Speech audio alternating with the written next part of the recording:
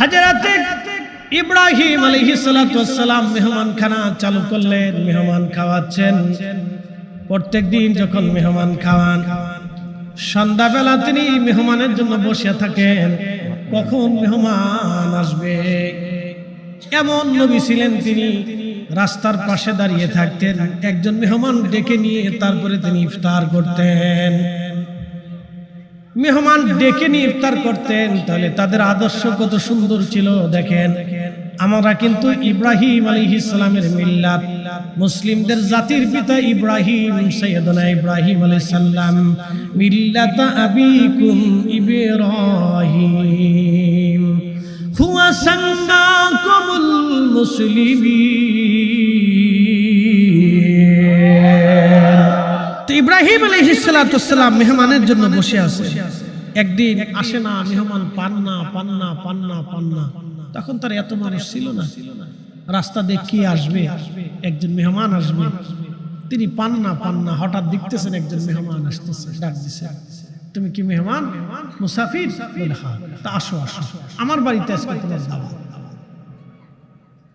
হযরত সাইয়েদনা ইব্রাহিম আলাইহিস সালাতু ওয়াস সালাম, ইব্রাহিম আলাইহিস সালাতু ওয়াস সালাম তিনি মেহমানের জন্য বসে আছেন। নিয়ে গেলেন মেহমান নিয়ে যাওয়ার পরে খাইতে বসলেন। সাইয়েদনা ইব্রাহিম আলাইহিস সালাম বিসমিল্লাহ বলে শুরু করলেন, কিন্তু মেহমান তিনি বিসমিল্লাহ না বলে শুরু করে দিলেন। সাইয়েদনা ইব্রাহিম হাত ধরলেন, হাত ধরার পরে বললেন, হে আল্লাহর বান্দা, তুমি কেন বিসমিল্লাহ বললা না? তখন মেহমান ডাক দিয়ে বলে, হুজুর আমি বিসমিল্লাহ মানি না।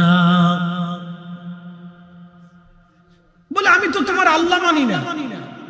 ইব্রাহিম আলাইহিস সালাম রাগ করে বললেন, যাও, আল্লাহ যেহেতু মানো না তো তোমার আজকে খাবার দেব না, যাও। খাবার সামনে রেখে হযরত ইব্রাহিম আলাইহিস সালাতু ওয়াস সালাম মেহমান যখন রওনা দিয়ে চলে গেলেন, মেহমান চলে যাওয়ার পরে আল্লাহ ওহী করলেন, ইব্রাহিম মেহমান কেন বিদায় করলা? ইব্রাহিম আলাইহিস সালাম বলেন, ইয়া আল্লাহ, তোমার বিসমিল্লাহ না মানার কারণে আমি মেহমান আমার দরজা থেকে তাড়াই দিয়েছি। আল্লাহ ডাক দিলেন, ইব্রাহিম এই বৃদ্ধকাল পর্যন্ত আমার ওই বান্দাকে তুমি খাবার দিয়েছো না আমি খাবার দিয়েছি? আসতে হয়ে গেল না? জোরে বলেন। এই বান্দা বৃদ্ধকাল পর্যন্ত একবার আমি আল্লাহকে আল্লাহ বলে মানে নাই। বলো ইব্রাহিম তুমি খাওয়াইছো না আমি খাওয়াইছি? হযরত ইব্রাহিম বলেন, হে রব, তার বৃদ্ধকাল পর্যন্ত আপনি তাকে খাওয়াইছেন, আমি তারে খাওয়াই নেই। তার পানিও আপনি দিয়েছেন, নিঃশ্বাসও আপনি দিয়েছেন, তার রিজিক আপনি বরাদ্দ করেছেন। হে রব আল্লাহ, আমি তারে খাওয়াই নাই, আপনি তারে খাওয়াইছেন। আল্লাহ বলেন, এত বছর আমি তারে খাওয়াইতে পারলাম, আর তুমি একটা বেলা তারে খাওয়াইতে পারলা না। চিৎকার মেরে ধরে বলেন না মারহাবা। সাইয়েদনা ইব্রাহিম যদি একজন বিধর্মীকে খাওয়াইতে পারে, আমার রাসূলের দরজায় যদি বিধর্মীদের জায়গা হতে পারে, তাহলে আমার পীরের বাড়িও হিন্দুদের জায়গা হবে। কথা বলেন ঠিক কিনা? আপনারা সাতার বেদাতের ভেতর দৃষ্টি ক্লিয়ার। আল ফাতিহাতু উম্মুল কুরআন, সূরা ফাতিহা হলো কোরআনের মা। সূরা ফাতিহার এত বরকত, পুরা কোরআন শরীফে যত বরকত, সূরা ফাতিহার ভিতরে আল্লাহ তত বরকত দিয়ে রাখছে। আল ফাতিহা উম্মুল কুরআন, সূরা ফাতিহা হলো কোরআনের মগজ, কোরআনের মা। আমাদের যেমন মা ছাড়া কোনো অস্তিত্ব নাই, মা ছাড়া ফরিদি সাহেবের কোনো অস্তিত্ব নাই, মা ছাড়া আমাদের জনাব নজরুল সাহেবের কোনো অস্তিত্ব নাই, মা ছাড়া আজকে অতিথিবৃন্দের কোনো অস্তিত্ব নাই, মা ছাড়া কোনো সন্তানের কোনো অস্তিত্ব নাই। সন্তানের পরিচয় মা বাবা দিয়ে, সন্তানের পরিচয় মা বাবা দিয়ে। সূরা ফাতিহা হলো কোরআনের মা, সূরা ফাতিহা কোরআন শরীফের মা, সূরা ফাতিহা কোরআনের মা। উম্মুল কোরআন বলা হয়। তাহলে সারা কোরআনে যত বরকত পাওয়া যায়, সূরা ফাতিহার ভিতরে আল্লাহ তত বরকত দিয়ে রাখছে। সূরা ফাতিহা দুইবার, সূরা ফাতিহা কয়বার? এক খতম কোরআনের নেকি। আল ফাতিহাতু নিসফুল কোরআন, সূরা ফাতিহা কোরআনের অর্ধাংশ। সুনানুদ দারিমি, সূরা ফাতিহা কোরআনের অর্ধেক। এরপরে আসেন সূরা ইখলাস, যদিও 3 আয়াত কিন্তু মূল্য অনেক। আল্লাহ রাসূল বলেন আল ইখলাসু সুলুসুল কোরআন, যে ব্যক্তি সূরা ইখলাস একবার তেলাওয়াত করবে আমার আল্লাহ আমার রব তাকে 10 পারা কোরআনের নেকি আমলনামায় দিয়ে দেয়। কেউ যদি 3 বার তেলাওয়াত করে এক খতম কোরআনের নেকি তার আমলনামায় হয়। সূরা ইখলাস এত দামি, কেউ 114টি সূরা তেলাওয়াত করলে যত নেকি হবে, সূরা ইখলাস 3 বার পড়লে আমলনামায় তত নেকি লিখে দেওয়া হবে। 10 বার সূরা ইখলাস পড়লেন, 10 বার কতবার? 10 বারে মিনিমাম হলো 3 খতম, ঠিক আছে না? তাহলে ফাতিহা 1 খতম, সূরা ইখলাসে পেলেন 3 খতম। এই এক বসাতে মাত্র 5 মিনিটে আপনি নেকি পেয়ে গেলেন 4 খতম কোরআনের। 4 খতম কোরআনের নেকি যখন হয়ে গেল, বলেন 80 লক্ষ মানুষ যদি একবার করে সূরা ফাতিহা তেলাওয়াত, একবার করে ফাতিহা শরীফ তেলাওয়াত করে, তাহলে 80 লক্ষ আর 60 দিয়ে 4 8 32, 3 কোটি 20 লক্ষ কোরআনের নেকি আমার হুজুর কেবলার আমল নামায় আল্লাহ পৌঁছায়া দেয়।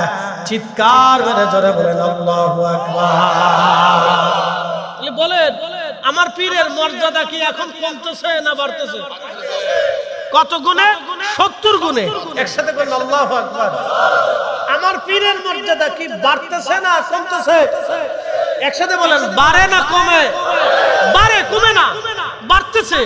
বলেন 80 লক্ষ মানুষ যদি, 80 লক্ষ হুজুরের মুরিদ যদি প্রত্যেকদিন একবারও ফাতিহা শরীফ পড়ে, তাহলে প্রত্যেক ফাতিহাতে 4 খতমের কোরআনের নেকি 4 8 32, একেবারে মিনিমাম 3 কোটি 20 লক্ষ কোরআনের খতমের নেকি আমার হুজুর কেবলার আমলনামায় মিনিমাম প্রত্যেকদিন আল্লাহ পৌঁছাই দিতেছে মুরিদের কারণে। কারণ হুজুর মুরিদকে এটা শিক্ষা দিয়ে গেছে। কথা বলেন ঠিক না? খালি তো বেদাত চোখে দেখে আমার ভাইরা, কিন্তু ইবাদতটা চোখে দেখে না। কি কথা ঠিক আছে কিনা? আপনার ভাইরা শুধু বেদাত চোখে দেখছে, কিন্তু ইবাদতটা চোখে দেখে না। চশমার ভিতরে গন্ডগোল আছে। চশমা কালা হলে দুনিয়া কালা দেখা যায়, চশমা লাল হইলে দুনিয়া লাল দেখা যায়, চশমা সুন্দর হইলে দুনিয়া সুন্দর দেখা যায়। তো ওনার চশমা হইছে বেদাতের চশমা, এজন্য যেদিকেই তাকায় শুধু বেদাতই চোখে দেখে। পরিসংখ্যান। তাহলে এখন আপনারা বলেন ফাতিহা কি চলবে না বন্ধ হবে? না, আস্তে হয়ে গেল না, জোরে বলেন চলবে না বন্ধ হবে? আরে আমরা মানুষ যে কয়দিন হই, বদরে 313 জন ছিল। মুসলমানদের বিজয় হয়েছে না পরাজয় হয়েছে? সংখ্যা দিয়ে মুসলমানের বিজয় কোনোদিন হয় না। সংখ্যা দিয়ে বিজয় হয় নাই, বিজয় হয়েছে ইমানের জোর এবং আল্লাহর সাহায্য দিয়া। কথা বলেন ঠিক কিনা? ইমানি জোর এবং আল্লাহর সাহায্য দিয়ে বিজয় হয়েছে। হুজুর কেবলার প্রাথমিক সময়ে যখন মুরিদ ছিল না, তখন কিন্তু দরবারের প্রোগ্রাম চলতো। যখন হুজুর কেবলার এই লালমনিরহাটে, সারা লালমনিরহাটে 100 মুরিদ ছিল, তখন 101 ডাক তাবারুক করে জাকেররা মাহফিল করছে। এখন বাহির করলে লক্ষাধিক মুরিদ লালমনিরহাটে খুঁজে পাওয়া যাবে, কিন্তু 101 ডাকের তাবারুক আপনি করতে পারতেছেন না। কারণ বলে ব্যর্থতা আছে। এটা ইমানি জোর। কি কথা কন না কেন? নজরুল ভাই ইমানি জোর থাকলে করিম ভাই ইমানি জোর নাই, করিম ভাট্টা থাকলে এই মকবুল ভাট্টা নাই, মকবুল ভাট না থাকলে আব্দুল্লাহটা নাই। কি কথা কন না কেন? আপনারা ভাবতেছেন যে মাহফিল দিলে বুঝে আমাদের নেকি শেষ হয়ে গেল, পয়সা শেষ হয়ে গেল। না, হুজুর কেন আপনাদেরকে মাহফিলে বসাইয়া কিছু নিয়ামত শিখাই দিয়ে গেছে, এমন কিছু শিক্ষা দিয়ে গেছে যেগুলি করলে আপনি দুনিয়াতে সুখী হবেন, কবরে সুখী হবেন, মরণে সুখী হবেন, হাসরে সুখী হবেন। আপনার সুখ দুনিয়াতে ঘুমায়ে ঘুমায় সুখী হবেন।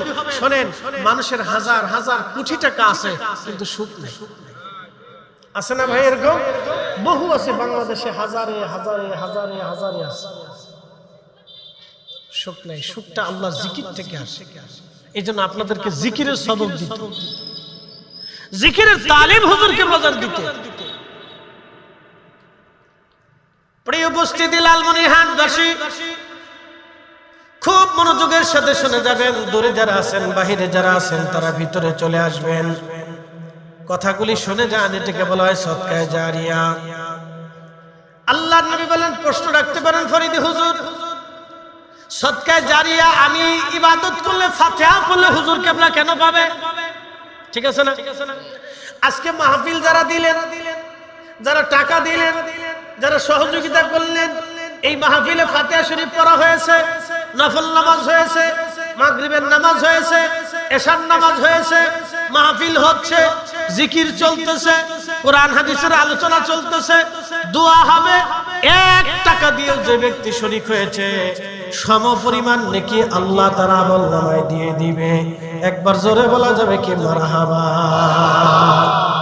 কোন ব্যক্তি যদি নেক কাজের জন্য সাহায্য করে, একজন ব্যক্তি বেনামাজি, আপনি তাকে বুঝায় বুঝায় মসজিদে নিয়ে গেলেন, তার নামাজ হোক বা না হোক, আপনার আমল নামায় আল্লাহ কবুল নামাজের নেকি লিখে দেবে।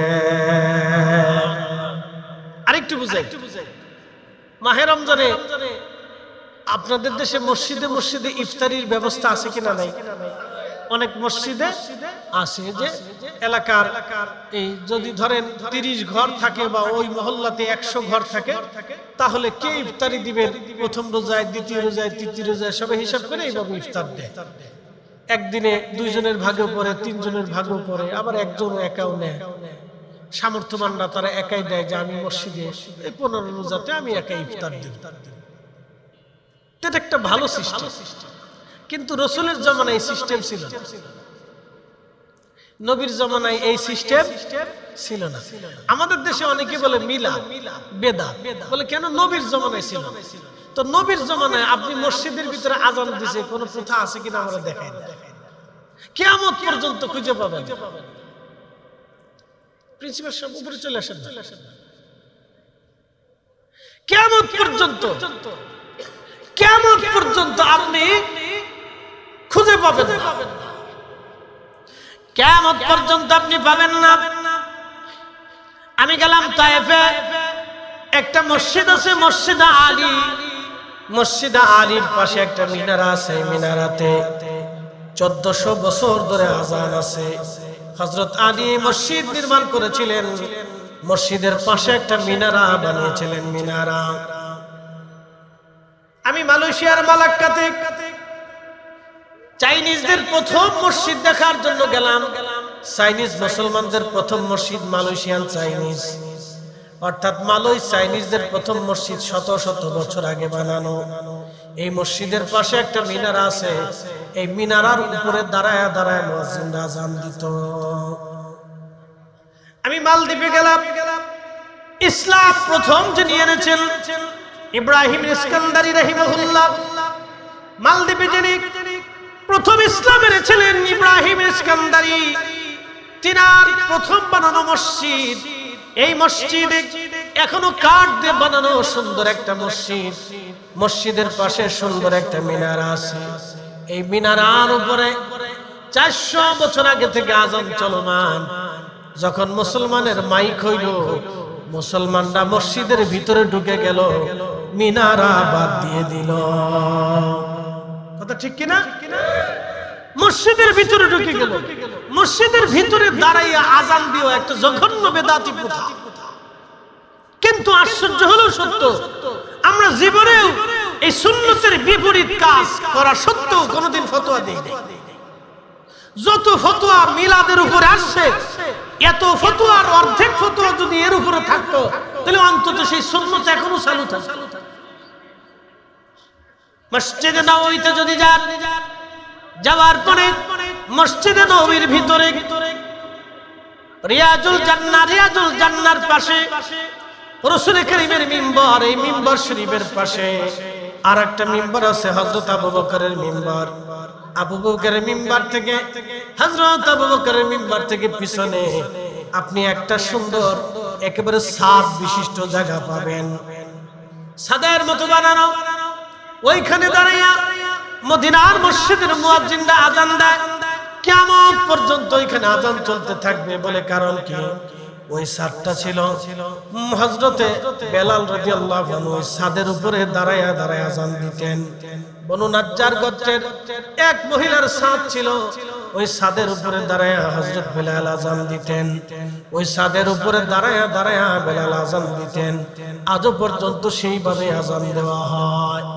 ওই অংশটুকু মসজিদে নববীর অংশ ছিল না, পরবর্তীতে এই অংশটুকু মসজিদের সাথে সংযুক্ত করা হয়েছে। মুসলমান বাড়ার কারণে এটা জায়গা বরাদ্দ হয়েছে। ভালো করে শুনে নেন, নবী সাহাবী আযান দিয়েছেন মসজিদের বাহিরে, আর আমরা মাইক পাইয়া আযান দিলাম মসজিদের ভিতরে। কথা কন না কা? এই বেদাত আমরা চোখে দেখি না, খালি দোয়া বেদাত, মিলাদ বেদাত, মানে যত দোষ খালি দোয়ার উপর আর মিলাদের উপরে, একবারে তুফান চলতেছে।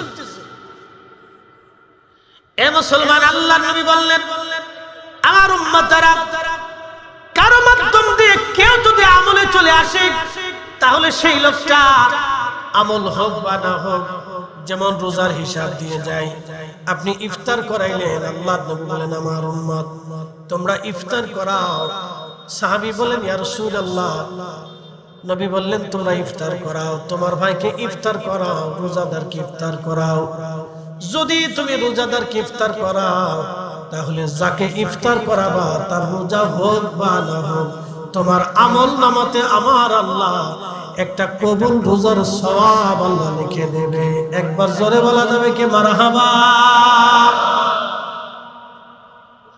সাহাবী বলেন, ইয়া রাসূলুল্লাহ, ইফতার করানোর মতো আমাদের সামর্থ্য নাই। প্রিয় নবী বললেন, যদি সম্ভব হয় তাহলে এক পেলা দুধ দিয়ে ইফতার করাও। বলে, হুজুর তাও সামর্থ্য নাই। যদি তা না পারো একটা খেজুর দিয়ে ইফতার করাও। বলি, ইয়া রাসূলুল্লাহ, তাও অনেকের নাই। আপনি একটু বুঝেন তো, একটা খেজুর দিয়ে ইফতার করাবে সেই সামর্থ্য সেই সময় সাহাবীদের ছিল না।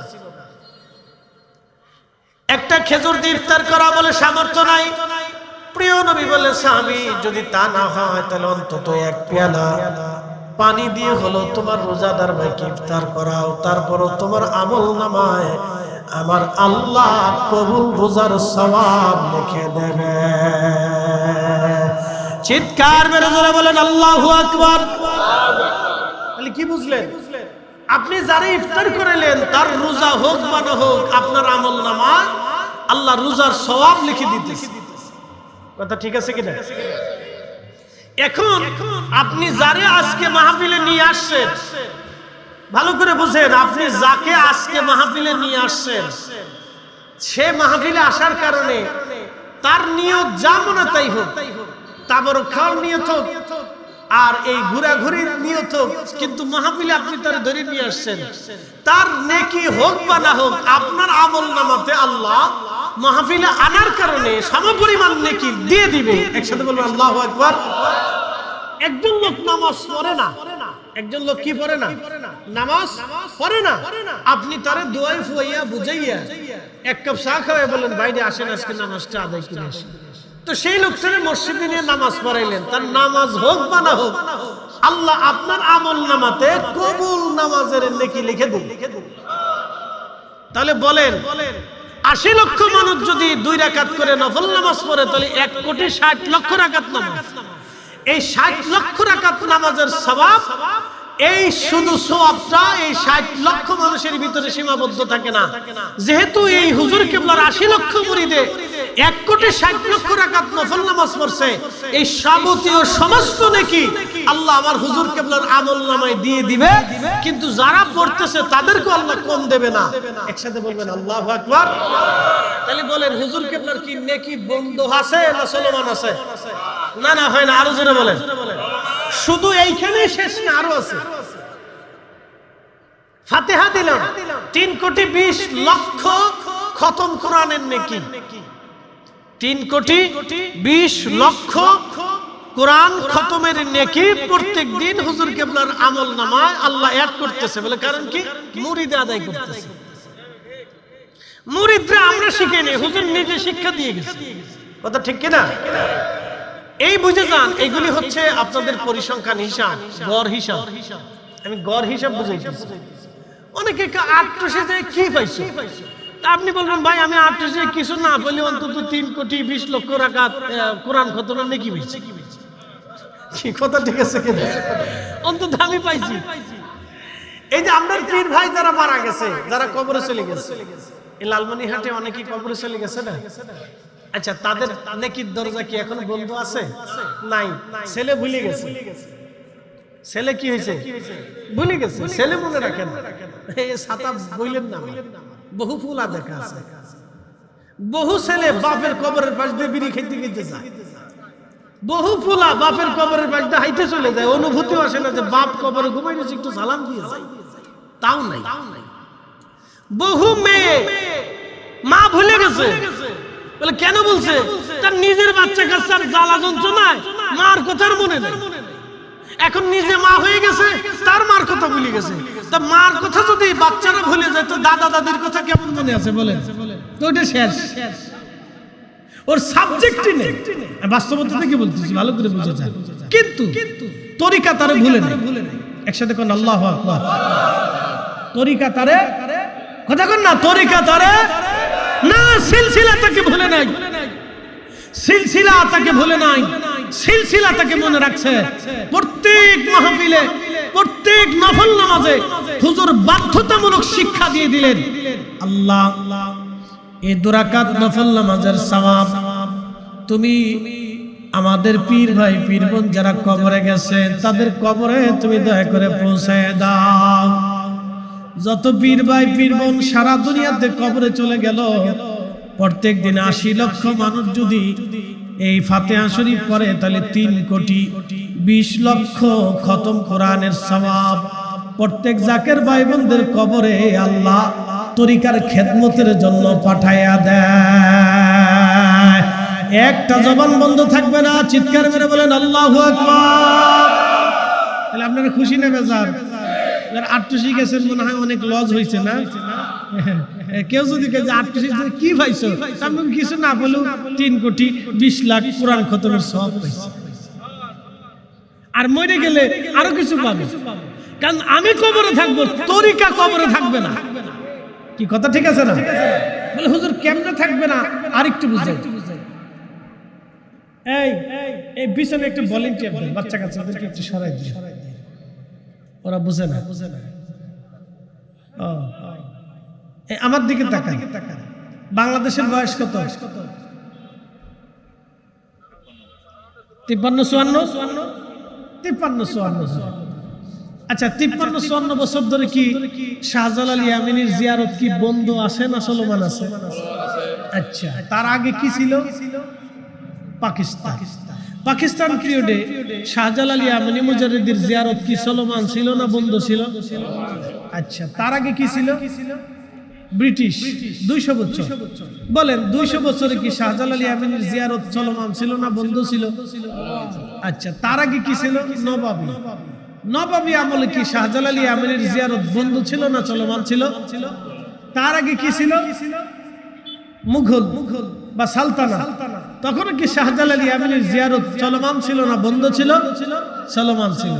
বলেন তখনও কাদেরিয়া ছিল, চিশতিয়া ছিল, নকশবন্দিয়া ছিল, মুজাদ্দিদিয়া ছিল। কি কথা কর নাকি? ঠিক আছে না? রাজা গেছে, মহারাজা গেছে, আমির গেছে, ওমরা গেছে, প্রধানমন্ত্রী গেছে, বহু প্রধানমন্ত্রী যাবে, বহু দল যাবে, বেদল যাবে, কিন্তু তরিকা যাবে না। আস্তে কোন কে জোরে বলেন। বাংলাদেশের রাজনৈতিক দলের অস্তিত্ব নাও থাকতে পারে। বলে হুজুর কেন? ফিলিস্তিন যেমন আজকে স্বাধীন নাই, বুঝতে পারছেন? 6,500 বছরের একটা জনপদ আজকে শেষ হয়ে গেছে। 12 বছর ধরে রোহিঙ্গারা আরাকানে বসবাস করতেছে, 1200 বছরের ইতিহাস তাদের। আজকে তারা তাদের ঘরের মাটি ছাড়িয়ে দিয়ে বাংলাদেশে এসে রিফিউজি থাকতেছে। আগামী দিন বাংলাদেশ স্বাধীন নাও থাকতে পারে, আগামী দিন বাংলাদেশের স্বাধীনতা নাও থাকতে পারে, অথবা বাংলাদেশ এর থেকে বড় হইতে পারে। কি কথা ঠিক আছে না? বাংলাদেশ এর থেকে কি হতে পারে? বড় হতে পারে, অথবা স্বাধীনতা নাও থাকতে পারে। কিন্তু দল আসবে, রাজনীতি চেঞ্জ হবে, মত আসবে, বিভিন্ন গ্রুপ আসবে, সংগঠন আসবে, কিন্তু কাদেরিয়া থাকবে, চিশতিয়া থাকবে, নকশবন্দিয়া থাকবে, মুজাদ্দিদিয়া থাকবে, জমিন যতদিন থাকবে ওলি ততদিন থাকবে। কথা বল না ঠিক কিনা? সহজে কি বুঝাইতে পারছি আপনাদেরকে? জমিন যতদিন থাকবে ওলিরা ততদিন থাকবে। বলে হুজুর কোন দলিলে? বলে আল্লাহর কোরআনের দলিলে থাকবে। না আমাদের কথাই না, আল্লাহর কথাই থাকবে। আল্লাহ ওয়াজ করলেন, আলা ইন্না আউলিয়া আল্লাহি লা খাউফুন আলাইহিম ওয়ালা হুম ইয়াহজানুন।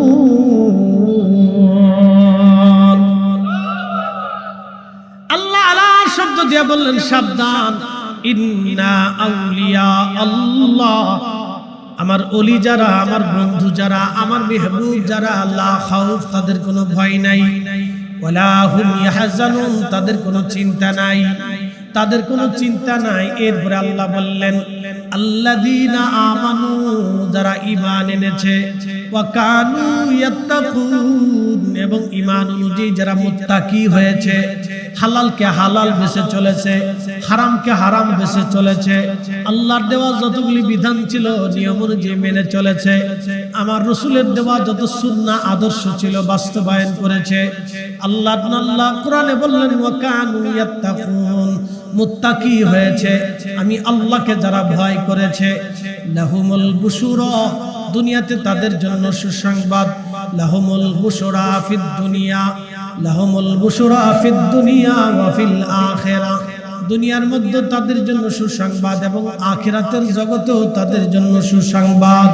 একবার চিৎকার মেরে জোরে বলেন না মারহাবা। তাহলে কোরআন কি স্থায়ী না অস্থায়ী? জোরে বলেন, কোরআন কি শেষ না শুরু? 1400 বছর আগে শুরু হয়েছে, এটা কখনো শেষ হবে না, কিয়ামত পর্যন্ত বিধান চলমান থাকবে। তার অর্থ হলো কিয়ামত পর্যন্ত আল্লাহ জমিনে ওলি জিন্দা করে রাখবে। কথা বলেন ঠিক কিনা? জমিন যতদিন থাকবে, জমিন যতদিন থাকবে ততদিন ওলি দুনিয়াতে থাকবে। আল্লাহ রাসূল বলেন আমার উম্মতেরা কিয়ামত তত সময় হবে না, আসমান তখনও ভেঙে যাবে না, জমিন তখনও ভেঙে যাবে না, যত সময় তামাম দুনিয়ার ভিতরে সারা দিন পরে একজন আল্লাহর বান্দা। বর্তমানে 800 কোটি মানুষ আছে, এই 800 কোটি মানুষের ভিতরে একজনও যদি দিন শেষে একবার আল্লাহু আল্লাহ বলে আল্লাহকে ডাক দেয়, তত সময় পর্যন্ত আল্লাহ কিয়ামত অনুষ্ঠিত করবেন না। তবে শুনে নেন, কিয়ামতের আগে আল্লাহ রাব্বুল আলামিনের কাবা শরীফ একজন আবিসিনীয় সে ভেঙে ফেলবে। আবিসিনীয় হলো বর্তমান ইথিওপিয়া, ঘানা, কেনিয়া এবং এই অঞ্চলের মানুষদেরকে বলা হয় আবিসিনীয়। এই আফ্রিকান একজন টাকলা মানুষ, তার পা থাকবে লম্বা লম্বা। যারা হজে গেছেন তারা দেখেছেন আফ্রিকানরা একটু লম্বা লম্বা, তাদের দেখতে অন্যরকম দেখা যায়, শরীর থেকে ভিন্ন রকম একটা দুর্গন্ধ আসে। তারা আল্লাহর মানুষ, তারা মুসলমান, আমি নিন্দা করবো না, বোঝার জন্য বলতেছি। অনেকের শরীর থেকে ভিন্ন রকম একটা গন্ধ আসে। খুব মনোযোগ দিয়ে শুনে যাবেন, এই আফ্রিকান একজন কালো মানুষ, আহা কিয়ামতের আগে সে কাবা শরীফ ভাঙবে।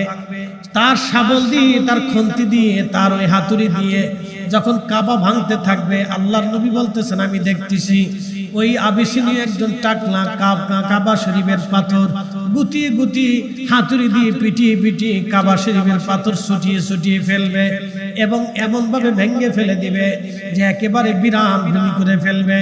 আল্লাহর নবী বললেন সেই সময় তাকে বাধা দেওয়ার মতো কোনো মুসলমান দুনিয়াতে জিন্দা থাকবে না। ওই সময় আল্লাহ ইসরাফিল আলাইহিস সালামকে বলল, ইসরাফিল এবার তুমি তোমার বাঁশি বাজাও।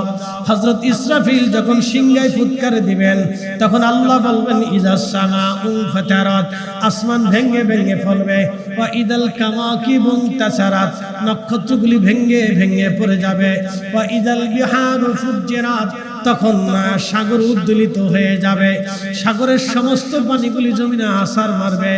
এরপর আল্লাহ বলেন ওয়া ইদাল কুবুরু বুসিরাত, কবর থেকে মানুষ উঠে উঠা আল্লাহর দিকে দৌড়াইতে থাকবে। চিৎকার মেরে জোরে বলেন আল্লাহু আকবার। এই তার অর্থ কি? যতদিন পর্যন্ত পৃথিবীর কোন এক প্রান্তে একজন মানুষ দিন শেষে আল্লাহু আল্লাহ বলে ডাক দেওয়ার লোক থাকবে, ততদিন পর্যন্ত কিয়ামত হবে না। তাহলে এবার বলেন তো মুসলমানের দাম কত? তো মুসলমানের আদনা মুসলমানের দাম যদি এটা হয় তো অলির দাম কত? তো অলিদের নাম শুনলে যে খালি বেদাত বেদাত আর শিরিক শিরিক করে চিল্লেন, লজ্জা করে না? লজ্জা করা তো উচিত, শরম করা উচিত, এই যে হায়া থাকা উচিত। লজ্জা শরম মাটির সাথে মিশে গেছে মুসলমান, ইতিহাস আর ঐতিহ্য ভুলে গেছে। ও জানে না এই পৃথিবীর এই ভূখণ্ডের মানুষদেরকে কালেমা শিক্ষা দিয়েছে ওলিরা। আরে শোনেন, 800 বছর ধরে মুসলমানরা শাসন করছে। কারা? 800 বছর রাজা বাদশারা শাসন করেছে। আপনি আমাকে ইতিহাস থেকে দেখান তো কোন রাজা নারী লোভী ছিল না? আমাকে দেখান, দেখান আমাকে কোন রাজা নারী লোভী ছিল না, কোন রাজা ক্ষমতা লোভী ছিল না, কোন রাজা এদেশে আল্লাহর হুকুমত কায়েম করছে? আমাকে দেখান। হ্যাঁ, দেখান আমাকে ইতিহাস থেকে দেখান। তো এত লক্ষ মানুষকে কালেমার দিশা কারা দিল? এই দিন প্রতিষ্ঠিত কারা করলো? মাদ্রাসা প্রতিষ্ঠিত কারা করলো? কালেমা প্রতিষ্ঠিত কারা করলো? জিকির প্রতিষ্ঠিত কারা করলো? সালাত প্রতিষ্ঠিত কারা করলো? রোজা প্রতিষ্ঠিত কারা করলো? যাকাত মানুষকে কারা শিক্ষা দিল? রাজা বাদশারা শিখাইছে?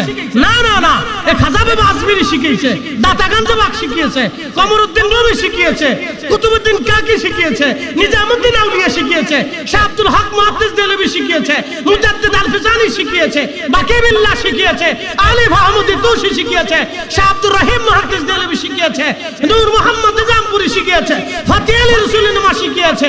বড় বড় ওলিরা এই জমিনে আল্লাহর দ্বীন ও কালেমা মুসলমানদেরকে শিখিয়েছে। কথা বলেন ঠিক না বেঠিক? আপনি এসে সুন্দর কালেমা দেখে ভাব দেখাচ্ছেন বড় বেদাত। ইস, বুজুর্গ আলাইহিস সালাম পেটের ভিতরে বোমা মারলে পায়খানা ছাড়ার কিচ্ছু নেই।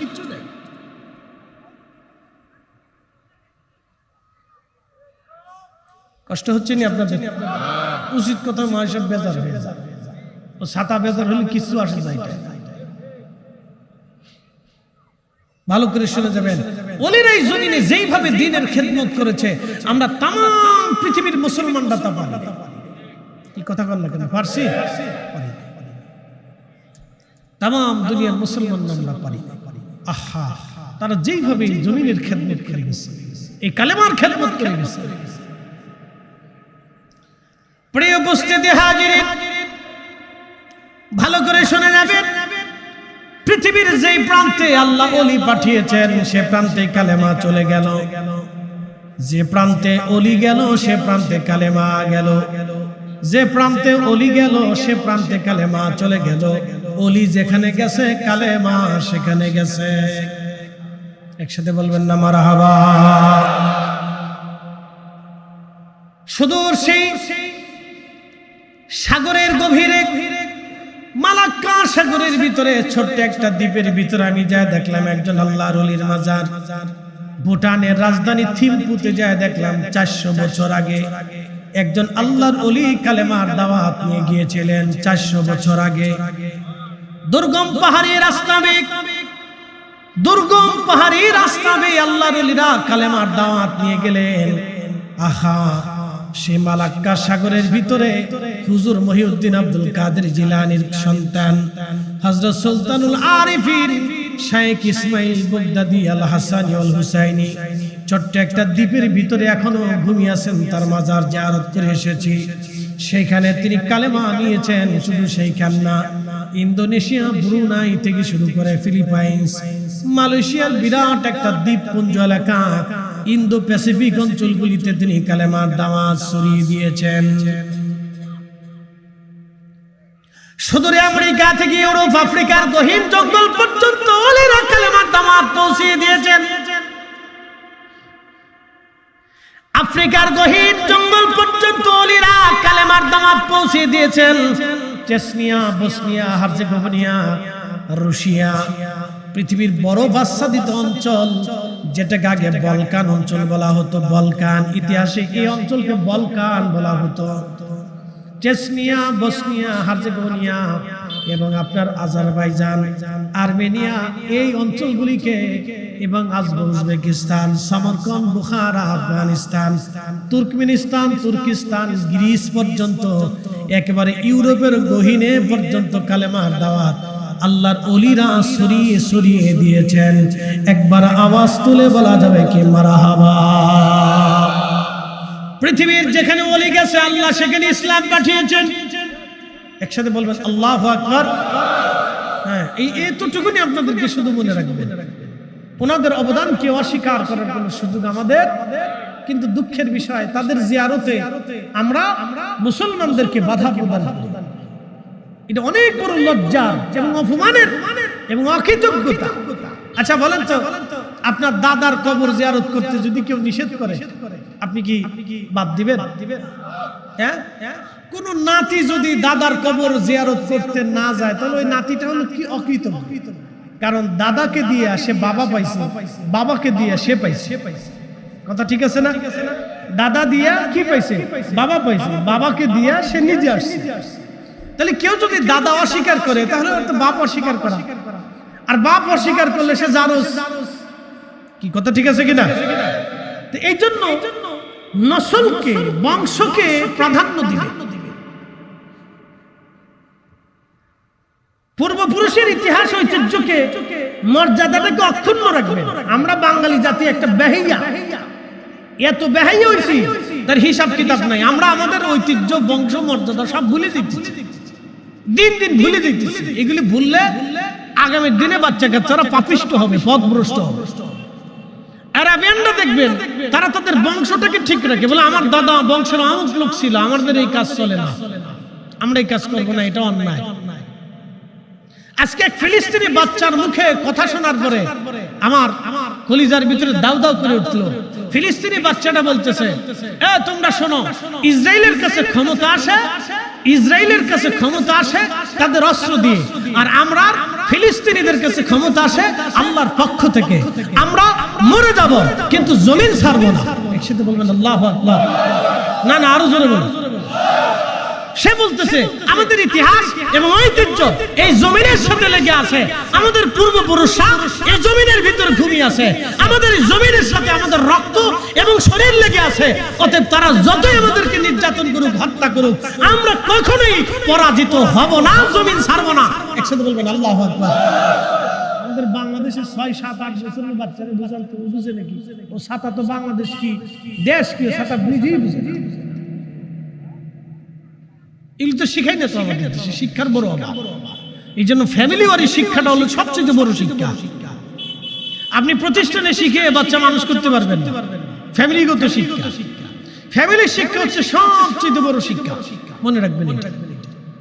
এই জন্য বাচ্চাদেরকে ছোট কাল থেকে শিখবেন। বাচ্চারা মার থেকে শিখে, বাচ্চারা বাবার থেকে শিখে। যদি মা বাবার থেকে না শিখতো তাহলে আমাদের দেশের বড় বড় অফিসার, হায়ার এডুকেটেড পারসন বিদেশ থেকে পড়ে আসে, হার্ভার্ড, অক্সফোর্ড ইউনিভার্সিটি থেকে পড়ে এসে তারপরে চুরি করে। কি কথা কর না?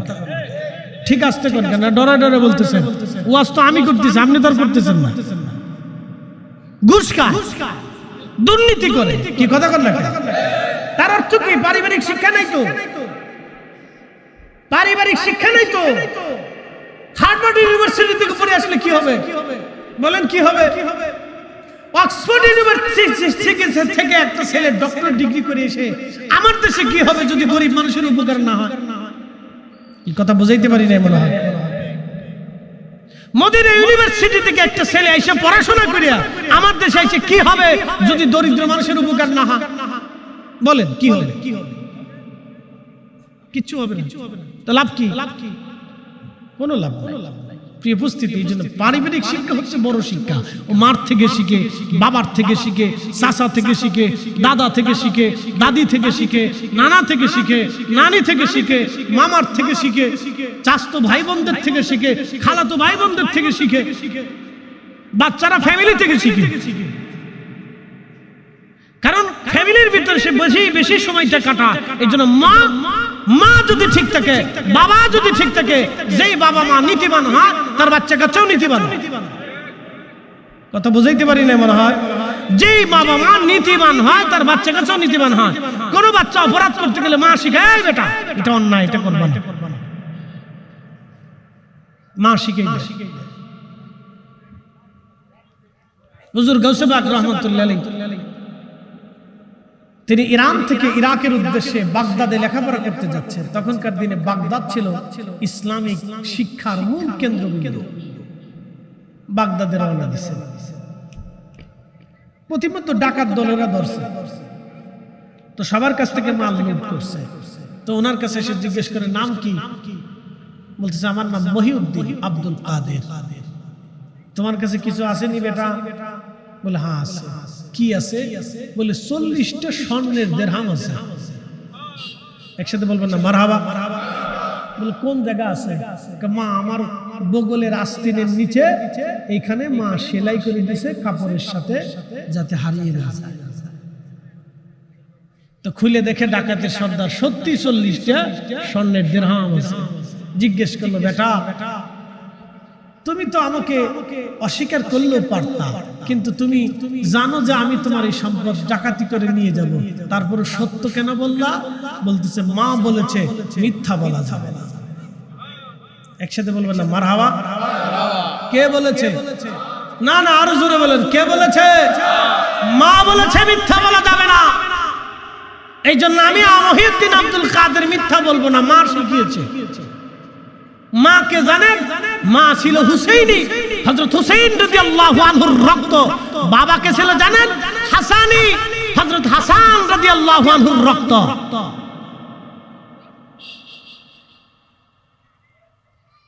আজারে বাজারে দিয়ে দেশে কালেমা আসে নাই। কালেমা যাদেরকে দিয়ে এসেছে তারা জমিনের নিচে ঘুমিয়েছে, তারা দ্বীনের সূর্য সন্তান, তারা মহান আউলিয়া کرام। কথা বলেন ঠিক না বেঠে? আজারে বাজারে দিয়ে কালেমা আসে নাই দেশে। আজারে বাজারে দিয়ে কালেমা দেশে প্রতিষ্ঠিত হয়। এত ভুলভাল বুঝাই না।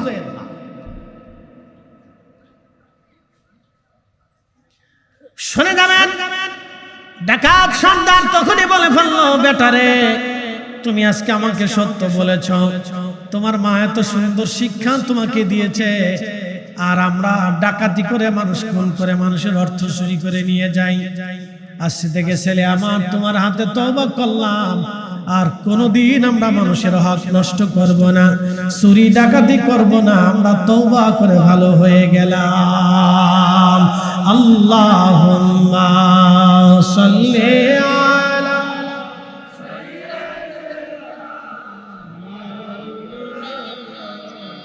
মুহাম্মাদ ওয়া আলা আলি সাইয়্যিদিনা।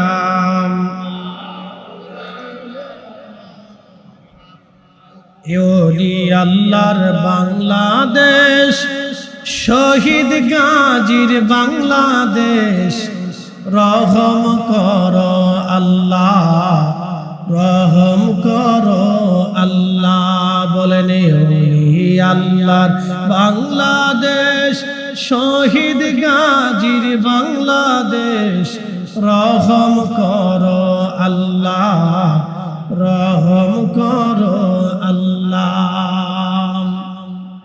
এই জন্য রব্বুল আলামিন কুরআনুল কারীমের ভিতরে আল্লাহ বলেন ওয়াল তাকুম মিনকুম উম্মাতুন ইয়াদউনা ইলাল খায়রি ওয়া ইয়া'মুরুনা বিল মা'রুফি ওয়া ইয়ানহাউনা আনিল মুনকার। রব্বুল আলামিন বললেন কিয়ামত পর্যন্ত আমার বান্দাদের ভিতরে একটা জামাত বান্দা দুনিয়াতে থাকবে, যারা পৃথিবীতে মানুষদেরকে ভালো কাজের দিকে দাওয়াত করবে এবং খারাপ কাজ থেকে মানুষদেরকে ফিরিয়ে রাখবে। একবার আওয়াজ তুলে বলা যাবে কি মারহাবা।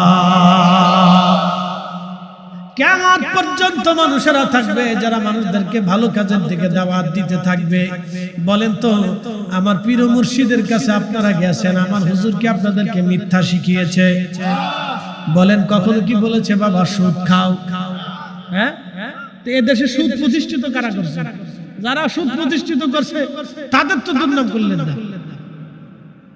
বলেন আমার পীরের জীবনীতে দেখান যে তিনি একটা সুদের কারখানা বানিয়েছে, কোন মুরিদ যেতে করাইছে?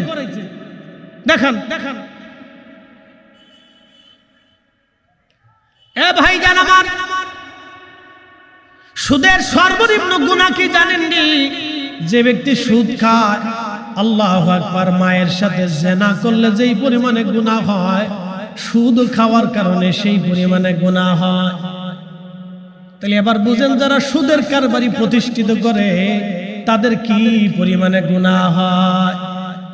সুদের কারবারি যারা বানায়, সুদ যারা সহযোগিতা করে, আল্লাহর নবী বলেন আমার উম্মত তোমরা যারা সুদ লেখবা, সুদ সহযোগিতা করবা, সুদ খাবা, সুদ খাওয়ার জন্য উদ্বুদ্ধ করবা, সুদের দিকে মানুষদেরকে যারা ঝুঁকাই দিবা তারা সমানভাবে অপরাধী হবা। বুঝে বুঝে তারপর বুঝে যারা সুদ খাবা, সুদের জন্য যারা লেখালেখি করবা, সুদের জন্য যারা সহযোগিতা করবা, আল্লাহর নবী বলেন সমানভাবে অপরাধী। সুদের সর্বনিম্ন গুনাহ মায়ের সাথে জিনা করলে যে গুনাহ হয়, সুদের গুনাহ সর্বনিম্ন সেই মারাত্মক গুনাহ। একটা কথা মনে রেখে যাবেন হাজিরিন লালমনিরহাটবাসী, কথা একেবারে পরিষ্কার, একেবারে পরিষ্কার, একেবারে পরিষ্কার। আপনি 1000 বছর যদি হায়াত হয় আর 1000 বছর যদি কাবা শরীফের গিলাফ ধরে ধরে আপনি জিকির করেন, কাবা শরীফ দেখে দেখেও যদি আপনি নামাজ পড়েন, আপনার নামাজ খোদার দরবারে পৌঁছাবে না যদি আপনার পেটের মধ্যে হারাম খাবার থাকে। না সুবহানাল্লাহ, না এটা নাউজুবিল্লাহ করতে। আমার দিকে তাকান, বেজার টেজার হয়ে না, আমার দাওয়াত দেওয়ার দরকার, আমি দাওয়াত দিতে আসছি। হুজুর কেবলার জীবনে দেখবেন একটা ব্যাংকের অ্যাকাউন্টও নাই। কি নজরুল আসেনি? হুজুরের জীবনে একটা ব্যাংকের অ্যাকাউন্ট আছে? হুজুর কেবলার জীবনে কোন ব্যাংকে পাগলামি করে না, বুঝেছি? হুজুর কেবলার জীবনে একটা ব্যাংকের অ্যাকাউন্টও নাই, একটা ছবিও তুলে নাই, তুলতে দেন নাই। ভালো করে বুঝে। একসময় যে পীর সাহেবরা আমরা ছবি তুললে গালিগালাজ করতো, না যায় হারাম বলে ফতোয়া দিতে, পীর সাহেবরা এখন নিজেরাও ছবি তুলে। সেলফির তো এখন আর শেষ নাই। যে হুজুররা ছবি তুললে রাগ করতো, পোস্টারে ছবি দিয়ে দিলে বলতো যে আটটি হুজুরের ছেলে ছবি দিয়েছে, এটা কাজটা ভালো হয়েছে না। তখন তো আমাদের পার্টি পুটি ছিল। সে হুজুরে এখন সেলফি তোলার লেগে পাগল হয়ে থাকবে, হুজুর একটু সেলফি, হুজুর একটু সেলফি। বুঝতে পারছেন? সময়ের পরিবর্তনে ফতোয়ার যে কত পরিবর্তন হয়, লজ্জা করা উচিত। সারা বছর পরে যারা বলতো আটটুসি হিন্দু যাইকে, হিন্দু যাইকে, এখন আমি যদি জিজ্ঞেস করি আপনারা পূজা মণ্ডপে গেছেন কি কথা কন না, আপনি কেন পূজা মণ্ডপে গেছেন আমাকে বলেন। হিন্দু পূজার কাজ তার কাজ সে করুন, আমাদের নিষেধ, আমরা বাধা দেব না, কারণ এটা তার রাষ্ট্রীয় অধিকার। কথা ঠিক আছে না ভাই? হিন্দু পূজা করবে, লক্ষ্মী পূজা করবে, কার্তিক পূজা করবে, গণেশ পূজা করবে, তার পূজা তার মন্দিরে সে যা মনে তাই করবে, সেটা তার রাষ্ট্রীয় অধিকার। কথা ঠিক আছে না? আমি মুসলমান, মসজিদে নামাজ পড়বো, জিকির করবো, দোয়া করবো, এটা আমার রাষ্ট্রীয় অধিকার। আমি মাহফিল দেবো, এটা আমার রাষ্ট্রীয় অধিকার। আমি নাগরিক দেশে, অসুবিধা নেই। কিন্তু আমি করলে বেদাত হয়ে যায়, হারাম হয়ে যায়, আর আপনি করলে তখন সুন্নত হয়ে যায়। কারণটা কি? ঠিক আছে না ভাই? আমরা কারো মন্দ বলার জন্য আসতেছি না, বোঝার জন্য বলতেছি যে এতদিন আপনারা আমার গাই নিলেন, তাই এখন করলেন তা কি? এই জন্য ভাই এগুলি আমাদের জন্য দুঃখজনক। তো প্রিয় উপস্থিতি, এই জন্য আউলিয়া কেরামের শিক্ষাটাই হচ্ছে মূল শিক্ষা। যুগে যুগে সমস্ত ওলিরা, ওলিদের দরবারে বিধর্মীরা গেছে। একসাথে বলবেন না মারহাবা? না, আরো জোরে বলেন। কি নবীর দরবারে কি খ্রিস্টান যায় নাই? নবীর বাড়ি কি পত্তলিকরা যায় নাই? নবীর বাড়ি কি ইহুদিরা যায় নাই? নবীর বাড়ি কি অন্য ধর্মের মানুষ যায় নাই? গেছে তো। না গেলে রাসূল কার কাছে দাওয়াত দিচ্ছে? কি কথা ঠিক আছে না? না গেলে রাসূল দাওয়াত তো দিছে কার কাছে? রাসূল তো আর মুসলমানদের কাছে দাওয়াত দেয় না। আমরা আজকে আপনাদেরকে নিয়ে বসে, আমরা তো সবাই মুসলমান। আমরা সবাই কি মুসলমান? আমিও মুসলমান, আপনিও মুসলমান, আপনিও মুসলমান, আপনিও মুসলমান। যারা শুনতেছেন তারাও মুসলমান। তা আমরা তো দাওয়াত তো ঘুরে ফিরে মুসলমানদের কাছে দিতেছি। খাজা বাবা আজমিরের দাওয়াত দিয়েছে সনাতনীর কাছে, মুজাদ্দিদ আল হুসাইনি সেরহিন্দি দাওয়াত দিয়েছে সনাতনীর কাছে, শাহজালালি আহমদ মুজাদ্দিদি দাওয়াত দিয়েছে সনাতনীর কাছে, হুজুর গাউসে পাক দাওয়াত দিয়েছেন সনাতনীর কাছে, বিধর্মীর কাছে, খ্রিস্টানের কাছে, ইহুদির কাছে, মাজুসির কাছে। আমরা দাওয়াত দিতেছি ঘুরে ফিরে আমাদের নিজেদের কাছে। কি কথা ঠিক আছে কিনা? আমরা তো ঘুরে ফিরে আমাদের কাছে দাওয়াত দিতেছি। আমরা আমাদের কাছেই তো দাওয়াত দিচ্ছি। ঠিক যেন ওনাদের দাওয়াত আর আমাদের দাওয়াতের ধরন একরকম না। ওনাদের দাওয়াতের মর্যাদা আর আমাদের দাওয়াতের মর্যাদা একরকম, বুঝতো? এই জন্য ওনাদের দরবারে হিন্দু যাবে, বৌদ্ধ যাবে, খ্রিস্টান যাবে, মাজুসি যাবে, সব ধর্মের মানুষ ওনার কাছে যাবে। কথা ঠিক আছে না? ওনার কাছে যাইতে হবে, না গেলে ওনার কাছে বুঝবে কেমনে? ওনার কাছে তো যেতেই হবে। আচ্ছা বলেন তো, আপনার বাড়িতে যদি একজন হিন্দু ভদ্রলোক আসে, তা আপনি কি তার খাবার টাবার দিবেন না? মনে হয় বসতে টসতে দিবেন না, পানি টানি দিবেন না, তো কি করবেন? তারাই দেবেন। রাসূলের চরিত্রে আছে এই কাজ আছে যে আপনার বাড়িতে একজন বিধর্মী আসলো আর আপনি তাকে কিছু না খাবার দিয়ে বিদায় দিলেন। নবীর তরিকে আসেনি? আমার একটু দেখান তো, সারা দুনিয়া খুঁজে দেখান তো, একটা হাদিস দেখান। আপনাদের কি উগ্রতা কে শিখায়? আমি জানি কারা শিখায়, কোত্থেকে শিখা? আল্লাহ। হযরত সাইয়েদুনা ইব্রাহিম খলিলুল্লাহ আলাইহিস সালাতু ওয়াস সালাম, তিনি একজন মেহমান প্রিয় মানুষ ছিলেন, মেহমান ছাড়া খাবার খেতেন না। সাইয়েদুনা ইব্রাহিম আলাইহিস সালামের সেই মেহমান খানা ফিলিস্তিনে এখনো চালু আছে। ভালো করে শুনে যাবেন। সাইয়েদুনা ইব্রাহিম, এই বাচ্চাদেরকে একটু সবাই একটু দরুদ শরীফ পড়েন। আল্লাহুম্মা সাল্লি আলা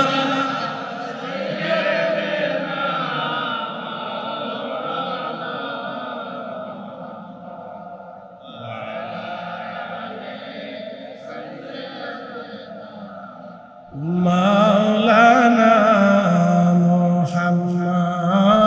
আল্লাহুম্মা সাল্লি আলা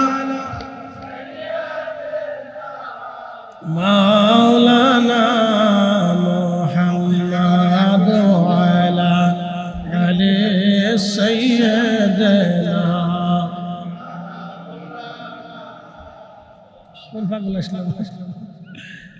খুব মনোযোগ দিবেন। সাইয়েদুনা হযরত ইব্রাহিম আলাইহিস সালাতু ওয়াস সালাম মেহমানখানা চালু করলেন, মেহমান খাওয়াচ্ছেন। প্রত্যেক দিন যখন মেহমান খাওয়ান, সন্ধ্যাবেলা তিনি মেহমানের জন্য বসে থাকেন, কখন মেহমান আসবে। এমন নবী ছিলেন তিনি, রাস্তার পাশে দাঁড়িয়ে থাকতেন, একজন মেহমান ডেকে নিয়ে তারপরে তিনি ইফতার করতেন। মেহমান ডেকে নিয়ে ইফতার করতেন, তাহলে তাদের আদর্শ কত সুন্দর ছিল দেখেন। আমরা কিন্তু ইব্রাহিম আলাইহিস সালামের মিল্লাত, মুসলিমদের জাতির পিতা ইব্রাহিম, সাইয়েদনা ইব্রাহিম আলাইহিস সালাম, মিল্লাত আবিকুম ইব্রাহিম হুয়া সাম্মাকুমুল মুসলিমিন।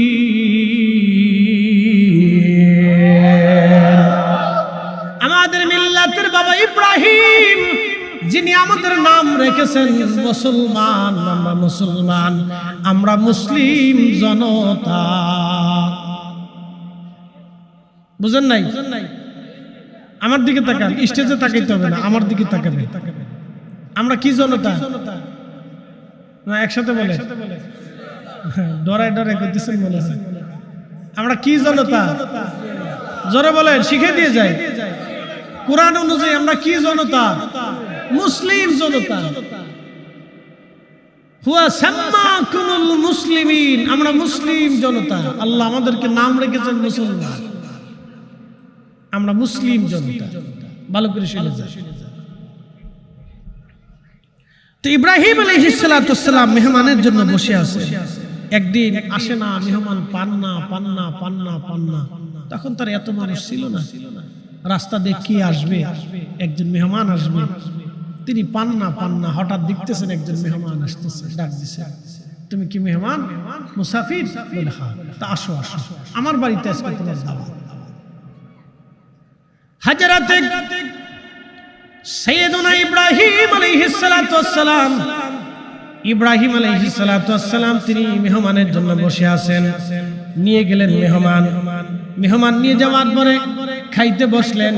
সাইয়েদুনা ইব্রাহিম আলাইহিস সালাম বিসমিল্লাহ বলে শুরু করলেন, কিন্তু মেহমান তিনি বিসমিল্লাহ না বলে শুরু করে দিলেন। সাইয়েদুনা ইব্রাহিম হাত ধরলেন, হাত ধরার পরে বললেন, হে আল্লাহর বান্দা, তুমি কেন বিসমিল্লাহ বললা না? তখন মেহমান ডাক দিয়ে বলে, হুজুর আমি বিসমিল্লাহ মানি না। আমি তো তোমার আল্লাহ মানি না। ইব্রাহিম আলাইহিস সালাম রাগ করে বললেন, যাও, আল্লাহ যেহেতু মানো না তো তোমার আজকে খাবার দেব না, যাও। খাবার সামনে রেখে হযরত ইব্রাহিম আলাইহিস সালাতু ওয়াস সালাম মেহমান যখন রওনা দিয়ে চলে গেলেন, মেহমান চলে যাওয়ার পরে আল্লাহ ওহী করলেন, ইব্রাহিম, মেহমান কেন বিদায় করলা?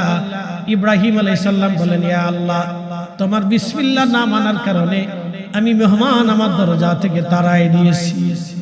আল্লাহ ডাক দিলেন, ইব্রাহিম, এই বৃদ্ধকাল পর্যন্ত আমার ওই বান্দাকে তুমি খাবার দিয়েছো না আমি খাবার দিয়েছি?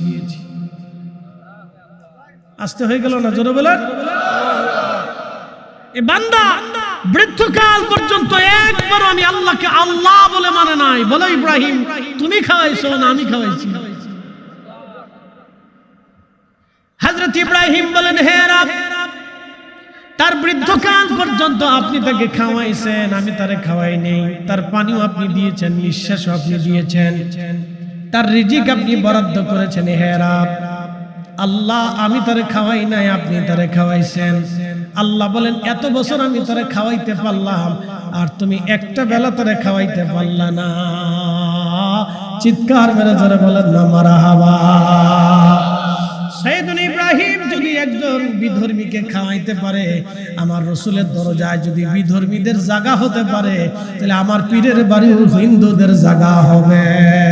কথা বলেন ঠিক কিনা? আপনারা সাতার বেদাতের ফতোয়ার দৃষ্টি গিলে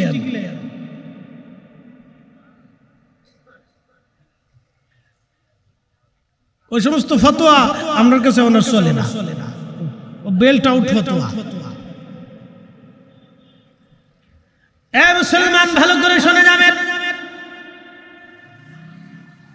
আল্লাহ রাসূলকে জিজ্ঞেস করলো, ইয়া রাসূলুল্লাহ, ইসলামি খায়রুন, ইসলামের মধ্যে উত্তম কাজ কি? নবীজি বলেন, তুতঈমুত তাআম, তোমরা মানুষকে খাওয়াও। তুতঈমুত তাআম, তোমরা মানুষকে খাওয়াও। তুতঈমুত তাআম, তোমরা মানুষকে খাওয়াও। তাকরাউ সালাম আলা মান আরাফতা ওয়া মান লাম তারিফ, চিনো বা না চিনো মানুষকে সালাম আদান প্রদান করো, চিনো বা না চিনো সালাম দাও। তোমরা মানুষকে খাওয়াও এবং সালাম দাও। দুইটা সুন্নাত নবীজি আমাদেরকে শিক্ষা দিলেন ইসলামের ভিতরে উত্তম কাজ। মনে রাখবেন, আপনি যত সালাম দিবেন তত মহব্বত বাড়বে, আপনি যত মানুষকে খাওয়াবেন তত ভালোবাসা বৃদ্ধি হবে। আপনার বাড়িতে আপনি একজনকে দাওয়াত দিলেন, দাওয়াত দিয়ে বলেন, মুসল্লিদেরকে জোহরের নামাজ পড়ে বললেন, ভাইজানরা, আজকে আমার বাড়ি আপনাদের দাওয়াত। বলে, কখন দাওয়াত? আসরের পরে দাওয়াত। আসরের পরে লোকেরা আপনার বাড়িতে নামাজ পড়ে গেল। এখন আপনি দাওয়াত দেওয়ার পরে লোকেরা যাওয়ার পরে তারা দোয়া খায়ের করলো, জিকির আজগার করে, কোরআন শরীফ তেলাওয়াত করে, দোয়া দুরূদ পড়ে, মিলাদ শরীফ পড়ে আপনার জন্য দোয়া করলো। দোয়া শেষ হয়ে যাওয়ার পর আপনি বলেন, ভাইজানরা, আপনাদেরকে দাওয়াত দিছিলাম, আপনারা আসছিলেন, আপনার জন্য দোয়া করছেন, এবার চলে যান। কেমন হইল? বলেন, সমাজ কি বলবে? বিবেক কি বলে? যে আপনি আমার দাওয়াত দিয়ে, আমি তো জোর করে আপনার এখানে আসি, আপনি আমার দাওয়াত দিয়ে আছেন, তো এক গিলাস পানি হলেও তো দিবেন। কি কথা ঠিক আছে না? এই জন্য মালয়েশিয়াতে একটা প্রথা আছে খুব সুন্দর, ইন্দোনেশিয়াতেও আছে, ব্রুনাইতেও আছে, থাইল্যান্ডেও আছে। আমি দেখছি, খুব ভালো করে শুনুন। প্রথাটা হলো, যখন মুসল্লিরা নামাজে যায় তখন এই মসজিদগুলিতে ফল ফ্রুট রেখে দেয়। তার ভিতরে কলাটা খুব প্রসিদ্ধ, কলাটা প্রসিদ্ধ, কলাটা বেশি করে রাখে। মুসল্লিরা নামাজ পড়ে যায়, কলা টলা খায়, ফল টল খায়।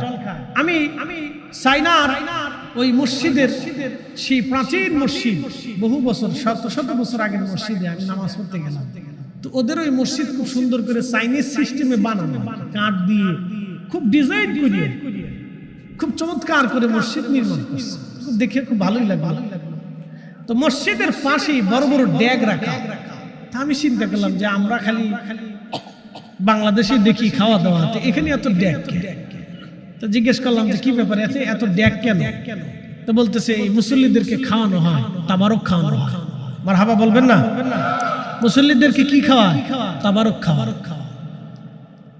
তো টেবিলের উপর কলা রেখে দিছে। আমি বললাম কলা কেন? যারা মুসল্লিরা আসে তারা নামাজ কালাম করে, নামাজের আগেও খায়, নামাজের পরেও খায়, যার যার মতো একটা, দুইটা, চারটা, পাঁচটা কলা খাইয়ে চলে যায়। আমি বললাম বাংলাদেশে যদি টেবিলে কলা থাকতো তাহলে কলা সহ টেবিল চলে যেত। টেবিলে যাইতো, কলাও যাইতো। কি এক দেশে বাস করে চিন্তা করে, মসজিদে জুতাই থাকে না।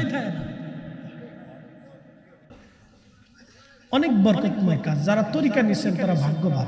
প্রিয় ভাই আমার, আপনাদেরকে ভাগ্যবান মনে করি আমি হিসাবে।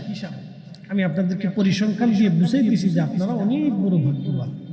ভাই একটা কথা বলি, ও থাকবে রাস্তা, তো রাস্তার কারণে মানুষ আসা যাওয়া করে, এটা ডিস্টার্ব। এই জন্য আমাদের মঞ্চটা ওই পাশে করলে বেটার।